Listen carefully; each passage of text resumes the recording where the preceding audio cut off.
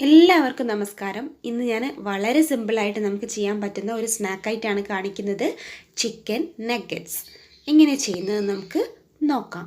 ഇതിനു വേണ്ടിയിട്ട് ആദ്യം തന്നെ ഒരു 100-150 ഗ്രാമോളം ബോൺലെസ് ആയിട്ടുള്ള ചിക്കൻ എടുത്തിട്ട് മഞ്ഞളും ഉപ്പും ഇട്ട് കുക്കറിൽ ഒന്നൊന്ന് വേവിച്ചെടുത്തിട്ടുണ്ട്. നിങ്ങൾക്ക് വേണമെങ്കിൽ പച്ച ഇറച്ചി ഉപയോഗിക്കാം, പക്ഷേ എനിക്കതെന്തോ അത്ര ഇഷ്ടമല്ല. അത് ഞാനൊരു മിക്സിയുടെ ജാറിലേക്ക് ഇട്ട് കൊടുത്തു. ഇനി ഒരു 3-4 ബ്രെഡ് അറ്റം കളഞ്ഞിട്ട് അതും ചേർത്ത് കൊടുക്കുക. ഇതാദ്യം തന്നെ നല്ലതുപോലെ ഒന്ന് ഗ്രൈൻഡ് ചെയ്ത് എടുക്കുക. ഇനി അതിലേക്ക് ഒരു 1/4 ടീസ്പൂൺ മുളക് പൊടി, അതുപോലെ ഒരു 1/4 ടീസ്പൂൺ കുരുമുളക് പൊടി,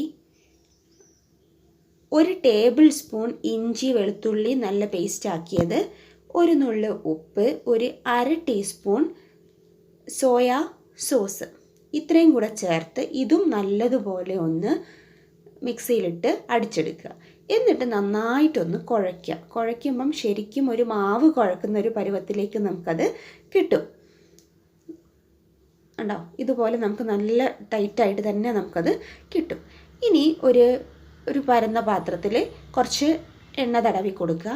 എന്നിട്ട് നമ്മുടെ ഈ ഒരു കൂട്ടുണ്ടല്ലോ, ഇതിനെ ഒന്ന് ഷേപ്പ് ചെയ്തെടുക്കണം. ഒരു സ്ക്വയർ ഷേപ്പിലോ റെക്റ്റാങ്കിൾ ഷേപ്പിലോ നമ്മൾ അതിനൊന്ന് മാറ്റിയെടുക്കുക. കുറച്ചൊരു തിക്നെസ് വേണം, പറ്റ നൈസാവരുത്. കുറച്ചൊരു തിക്നെസ്സിൽ ആദ്യം തന്നെ അതൊന്ന് പരത്തി എടുക്കുക ഇങ്ങനെ. എന്നിട്ട് നമ്മളത് ചെറിയ ചെറിയ റെക്റ്റാങ്കിളോ സ്ക്വയറോ ആയിട്ട് നമ്മളതിനെ മുറിച്ചെടുക്കണം.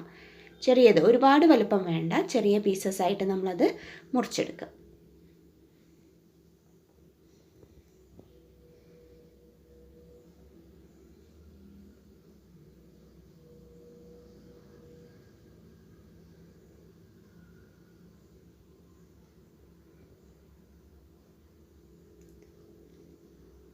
കണ്ടില്ലേ? ഇതേ രീതിയിൽ നമ്മൾ ചെറിയ പീസസ് ആയിട്ട് മുറിച്ചെടുക്കുക. അപ്പോൾ കുറച്ചൊരു തിക്നെസ് വേണം, പറ്റ നൈസാവരുത്.